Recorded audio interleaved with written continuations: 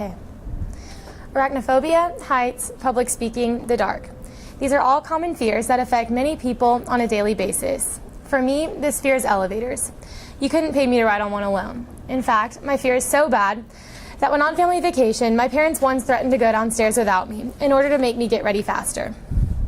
This got me thinking, why do I have this irrational fear? Why do people behave the way they do, and why does anyone do anything? Well, psychology, the science or study of the mind and behavior, seeks to answer some of these questions. Hello everyone, my name is Katie Ebert. I'm a first-year ISM student, and this year I've chosen to study psychology. More specifically, child psychology. Before this year, I'd watched other ISM students with envy as they got to explore their interests, further their experience, and most importantly to me at the time, leave school. I looked up to them for their professionalism and the fact that they seemed to have it all together. However, I've never been one of those people who always knew what they wanted to do, and I still don't. Therefore, this year ISM was a chance for me to explore one of the things I thought I might be good at and that I knew I liked, to see if it might be the path that I want to take for my future. I chose psychology both due to personal connections and the fact that the knowledge I gained could be applied to a wide variety of fields, no matter what I chose to do in the long run. All right. Starting out, I understood that I didn't know much about the field. From the broadness to the vocabulary, it didn't take long for me to realize that I had a lot to learn. As a result, I set out with a goal of obtaining as much diversity as possible in order to find out what I was most passionate about. I began my research by doing a career outlook in the field. This was very promising to me in that I found the psychology field to be rapidly expanding, and I also found that I shared a lot of the traits that are common among people who are in the field, such as punctuality, trustworthiness, analytical skills, and an inclination towards problem solving. For my next assessment, I decided to learn about the effects of social media on mental health. This was interesting to me because in today's society, everything is so centered around technology, and social media has an increasingly huge part in our daily lives. While I had known previously that the internet could cause increased anxiety and depression, among other things, the statistics I found were still really eye-opening. Another research assessment I wrote analyzed what I learned on the UNT field trip, where the class I gained the most from was the one I attended over personality psychology. One of the highlights of the class was learning about the Barnum effect, which explains the popularity of personality tests and horoscopes. Many of these tests give very broad and general results, which make all the people, even though they may be very different, feel as though it somehow applies to them. In other assessments, I've also gained insight into how psychology affects religion, how to stay positive in the face of tragedy, and details about animal-assisted therapy. From there, I began focusing more on child therapy, which led me to my original work. And as the year progressed, I continued to narrow my research further while working on my final product. As I started the original work process, I was unsure of what direction to take. I began researching common disorders among children and became especially interested in oppositional defiant disorder, or ODD for short. This disorder involves children who are strongly resistant to authority figures, won't take no for an answer, and are just generally very aggressive. Since I did not yet have a mentor, I also wanted to find out more about the day-to-day life of a child psychologist, and so after brainstorming, I decided to combine these two interests by creating a case study of a child with ODD. This means that I would not only diagnose the child, but I would go through the entire treatment process and analyze the results. The first step in this process was research. I knew that I would need to know everything possible about ODD in order to be effective in my recommendations.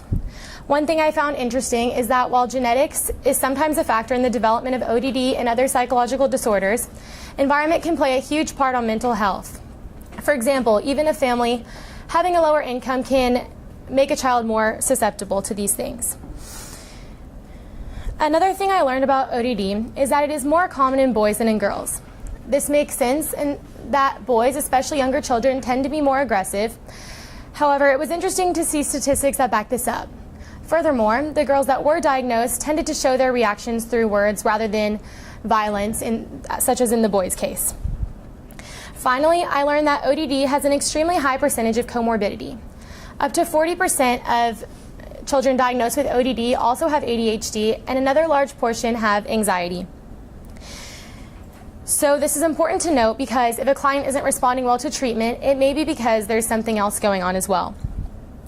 Through this research, I gained insight into the different things I would need to know in writing my case study, and in the process found that detail is imperative to success. For example, even an age difference of just a few years can lead to an entirely different treatment process. Aside from research, going through this process was also completely new to me. Before starting this project, I didn't have any idea of how to even diagnose a client. I learned that there are many different ways to diagnose, including tests and therapist observation. And when researching the best way to treat ODD, I also learned that when it comes to treatment, there isn't any one-size-fits-all method. Most cases require a mix of multiple treatments, ranging from play therapy to family training sessions, in order to be successful. And then, okay, so here's a picture of my original work. I created an 8-year-old girl named Mackenzie and developed an entire backstory for her, demonstrating her history and symptoms thus far, such as being clingy as a child, disobeying her parents, and acting out at school. I then proceeded to make recommendations of what I felt would allow Mackenzie to have the best results, including a mix of play therapy, family coping methods, and medicine, then tracked her progress. Of course, this was all made-up data. However, I based it on very similar cases in order to be as accurate as possible. After the completion of this project, I now feel much more prepared to take on real-world cases. I found that it is important to look at a case from all angles and gain as many perspectives as possible. Rather than just getting a parent's opinion on a child's behavior, their teachers or sports coaches could bring new insight. And as a therapist, it is also important to always be taking notes and making observations. And a case study is a great way to compile all these things in one place. I always have this case study to look at as a reference, and it will be beneficial to me throughout the rest of my career. So moving on to second semester, my mentorship was my main focus in ISM. The interviews to find my mentor were another way in which I gained a lot of insight this year. Through my interviews, similarly to my research, I attempted to explore as many different areas as possible in order to find the best fit for me within the field. Before choosing a mentor, I went on 8 interviews, all very different yet helpful in their own ways. With that being said, my first interview was with Miss Kip Watson.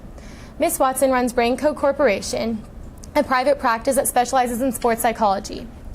Being an athlete, I was curious as to what she had to say and wanted to know more about the day-to-day life of a sports psychologist. While physical performance is imperative for athletes to be successful, mental toughness is another key factor in their achievement. One thing Ms. Watson focused on is the importance of challenging clients. She taught me that you must not only listen to their problems, but be consistently and actively working towards goals and solutions to them. I now understand that the motivation of the client is one of the most crucial aspects for success in therapy. My next interview is with Dr. Adriel Bowles. He's an associate professor in the psychology department at the University of North Texas. I was amazed to find how much variation his days held, and it was exciting that while his job required a large time commitment, it also brought with it a lot of flexibility, which is something that I really liked. One quality he stressed that was important for someone in the research side of psychology to have is patience. He emphasized the fact that research studies can take years to carry out and even then may not yield any results. This really just was kind of a reality check for me and sort of emphasized the importance of staying optimistic. My third interview is with Dr. David W. Crumpacker. He owns a private practice here in Frisco and was different from my other interviews in that he was a psychiatrist rather than a psychologist, meaning that he can prescribe medicine and went to medical school. Since he focuses in geriatric psychiatry, he said that it is sad to see people with such dignified lives struggling to recognize their own children. However, he put a unique spin on how he deals with the situation. He said that to him, psychology is ennobling in that it allows you to learn more about dignity and the human spirit and everything in between. I never thought about it in that way before, and it was really inspiring to me. Furthermore, something that we had in common on the interview is our curiosity, and I think that this would be not only beneficial to me in the field, but would allow it to be more enjoyable for me. My fourth interview is with Uzma Janjua, who is a part of a group of women that runs Kid Talk Frisco, which focuses on child therapy. I have always had a passion for helping kids and have especially enjoyed volunteering at places such as Ronald McDonald and Friday Night Friends, so I was really excited to hear what she had to say. Ms. Janjua said that the reason she loves working with kids is because they are so unconditional that oftentimes it doesn't even feel like work. While many adults tend to filter the things they say because of how they may be perceived or come across, kids are truly genuine in everything they do. Later in the interview, she even showed me one of the play therapy rooms, and I learned that all of the toys in there are selected for a specific purpose in order to demonstrate different traits within a child. After my interview with Ms. Janjua, I became really interested in child psychology, and one thing that really appealed to me about it is that you get to help kids develop skills that they can carry with them throughout the rest of their lives. I dove into research about common disorders and went on a few more interviews with other local child psychologists. Finally, I had my last interview with Ms. Renee Fromm. She owns a private practice here in Frisco called Treehouse Counseling that is big on play therapy. Ms. Fromm and I immediately hit it off, and after just a few minutes talking with her, I already felt very comfortable. One thing we had in common was our inclination towards structure and organization. Ms. Fromm said that while many therapists let the child sort of roam around and choose what they want to play with, she tries to keep her sessions more structured and focuses on certain games and techniques based on what she's wanting to achieve with the child that day. This is definitely something I could relate to, as I tend to be really strategic and orderly with my time. And another thing that we touched on was some of the differences between private practice and agency settings. Prior to opening up her private practice, Ms. Fromm worked at a crisis counseling agency and said that there were definite pros and cons to each. While an agency brings long hours, it also warrants a stable salary. And a private practice brings more personal connections as well as more flexibility. However, the busyness does tend to vary throughout the year. Overall, Ms. Fromm was very knowledgeable, and I felt as though I could learn a lot from her, which is why I asked her to be my mentor. My mentorship this year has involved two main aspects: conversations with my mentor and observation of her sessions. During meetings in which I wasn't observing, I would bring a list of questions that generally related to psychology in order to expand my knowledge, and our conversation would branch off from there. In our first few meetings, my questions were largely basic knowledge about the field, and one thing that we talked about towards the beginning was how to go about starting a private practice.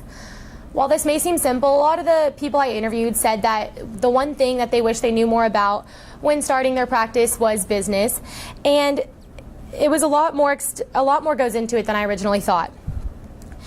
Even the naming process can be extensive. Ms. Fromm told me that when naming her practice, she was trying to find something that correlated with strong imagery and also had an open website domain. One thing she failed to realize, however, is that while her specific name wasn't taken, there was a therapy center in Dallas with a very similar name, so sometimes it is hard for her to discern which business they're trying to reach. Right. Another thing that we talked about is play therapy. Ms. Fromm taught me about the differences between directive and non-directive therapy. Prior to this year, I had thought that there was only one form and that it just varied based on the psychologist or therapist's personal preferences. However, I now know that there are two main forms, directive being much more involved and active, and non-directive being more laid back. Ms. Fromm said that while neither is right or wrong, she prefers to use directive therapy because she likes to be involved and keep her sessions as structured as possible. As the weeks went by, my questions continued to become more in-depth. One thing I found surprising is that Ms. Fromm feels as though kids are more alike than different. At first, I couldn't believe this to be true, just solely based on all the different personalities and interests that kids have. However, she said that while their situations are different, meaning their family, their world, and their place in life, ultimately, they all want to be accepted and loved, and often respond really well to praise. While this may seem like a simple and broad characterization, parents tend to harp on the things that kids do wrong rather than what they do well, which can begin to wear down on a child's self-esteem after a while. Therefore, while kids may vary in many aspects of their life, their emotional responses tend to be very similar and predictable, which is beneficial knowledge in practicing therapy. Diving deeper into the idea of different situations among children, I was curious as to how siblings came into play. I was interested to find whether Ms. Fromm felt as though siblings would be more beneficial or harmful to children with psychological disorders just due to the comparison factor among kids and families. I was not shocked to hear that Ms. Fromm believes siblings to be beneficial to everyone. Siblings are the only one who can truly understand what the other is going through, and it forms a special kind of bond. Overall, while siblings may be the cause of some discord in a household, Ultimately, they enable children to learn lessons such as sharing and selflessness, as well as provide a lasting relationship. As mentioned previously, the other main portion of my mentorship was observation. The first session I observed was somewhat unique in that Ms. Fromm was working with two brothers at the same time. One thing that they worked on during the session was self-esteem. She asked them to write Valentines to themselves, naming at least 3 things that they loved about themselves. At first, their answers consisted of things such as, I have good handwriting, or I know how to read. However, at the end, their responses turned into things such as, I love other people. So even by the end of this process, there was evident improvement in their responses. This taught me how valuable self-esteem can be and made me even more excited for the impact of my final product, which I'll talk more about later. Another thing they worked on was problem solving. One of the boys made up a scenario with 2 puppets in which their house fell down. Ms. Fromm turned this into a chance to work on problem solving by asking how the puppets felt about it and what they were going to do about the situation. This caused the client to have to come up with a practical solution and at the same time gave her insight as to whether there was anything deeper going on involved with this. It even allowed a lesson in teamwork to be applied. I now realize that part of what makes play therapy so beneficial is that the client can reveal things about what may be going on in their life without having to come right out and say it. In another session I observed, Ms. Fromm was working with a child with ADHD. Observing only one kid this time brought a completely different energy to the session, and it was interesting to note the differences between the two.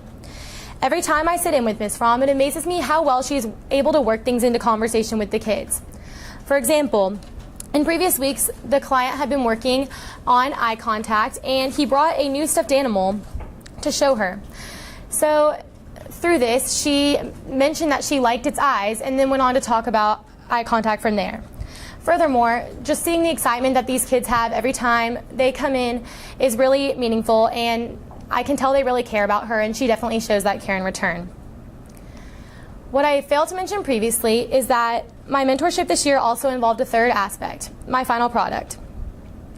I knew that I wanted to go in another direction for my original work, but I wasn't quite sure what. With Ms. Fromm's office being big on therapy, we eventually decided on a therapeutic game.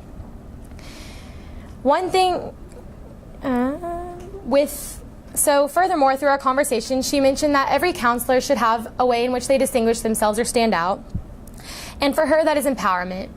Young kids especially feel like they often have a lack of control, and building empowerment can prevent many issues linked to this from forming in the future.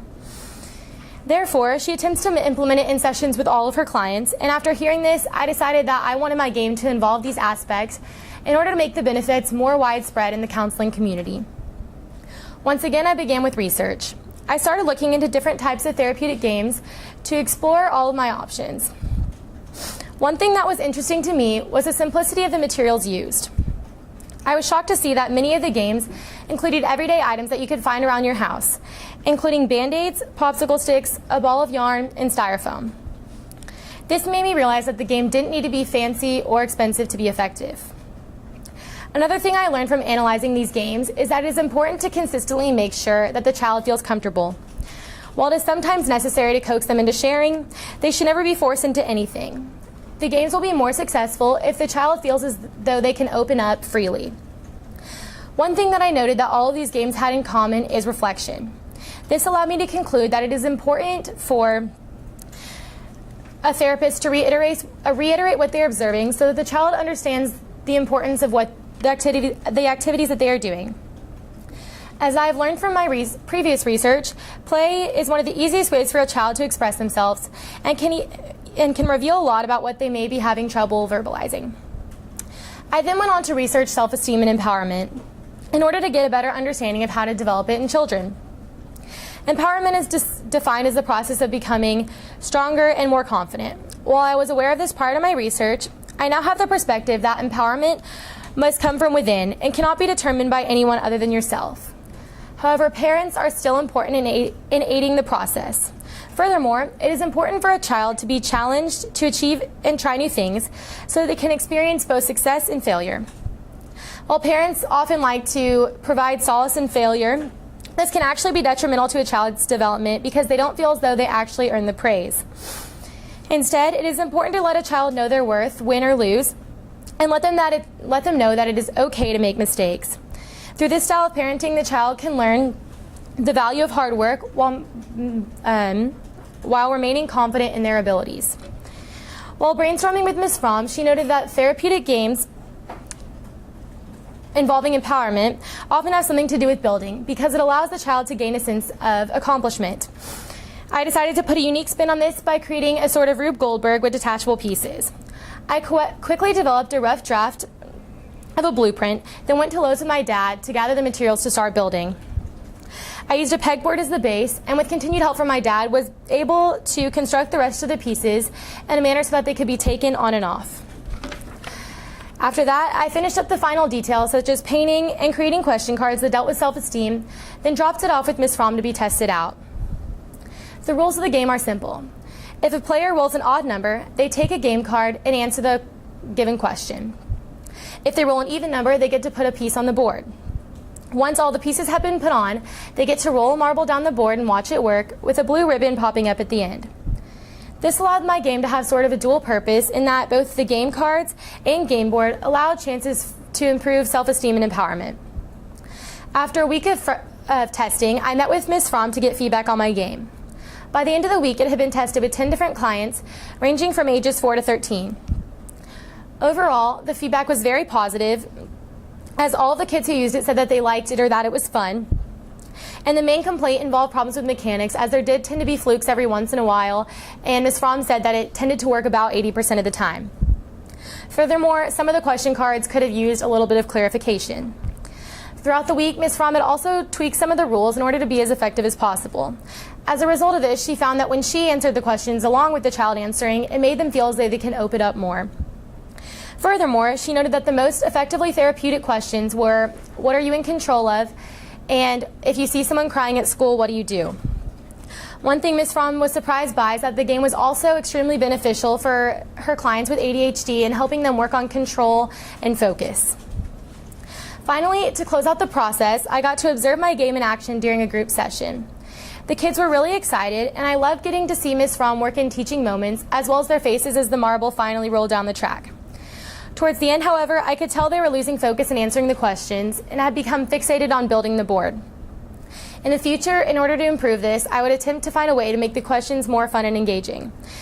Overall, however, this was a huge success, and I'm really happy with how it turned out. Finally, I will leave you with this. American comedian and actor Milton Berle once said, "If opportunity doesn't knock, build a door." While simple, I believe this quote represents a successful mindset and directly correlates with the ISM program. Coming into this program, I was unsure of what to expect, but this year I was pleasantly surprised as I was pushed out of my comfort zone and gained confidence, responsibility, and expertise in ways I never thought possible. I will carry all this with me next year as I begin the next chapter of my life at the University of Notre Dame in South Bend, Indiana, where I will study either psychology or business. Furthermore, the knowledge I've gained, both professionally and psychology related, have already revealed that persistence is key. I know that success is something that must be worked for, and I hope that my experiences this year will help continue to build that door for success in my future. Thank you.